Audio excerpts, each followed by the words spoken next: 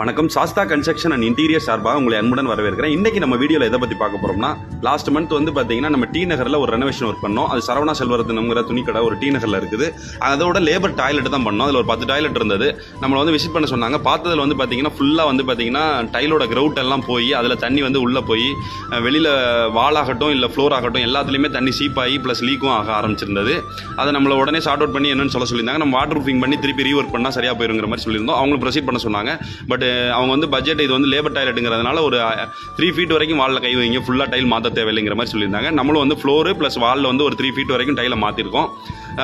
Water proofing பண்ணி ஒரு 3 days வந்து அவங்களுக்கு தண்ணி நிப்பாட்டி செக் பண்ணி காட்டிட்டு அதுக்கு மேலே வந்து பார்த்தீங்கன்னா நியூவாக டைல் லே பண்ணியிருக்கோம். ஃப்ளோர் டைலு ப்ளஸ் வால் டைலு ப்ளஸ் கம்ப்ளீட்டாக இது வாலில் இருக்க ப்ளம்பிங் ஆகட்டும் ஃப்ளோரில் இருக்க ப்ளம்பிங் லைன் எல்லாமே சேஞ்ச் பண்ணியிருக்கோம். ஜாயிண்ட் எல்லாம் எப்பாக்சி கிரவுட்டிங் பண்ணியிருக்கோம். அதோட வீடியோ தான் இது வந்து பார்த்தீங்கன்னா. இதே மாதிரி 4th ஃப்ளோர்லையும் திருப்பி நம்ம பண்ண சொல்லியிருக்காங்க. ஒரு ஃப்ளோர் கம்ப்ளீட் பண்ணியிருக்கோம். அடுத்த வீடியோவில் பார்க்கலாம். தேங்க்யூ.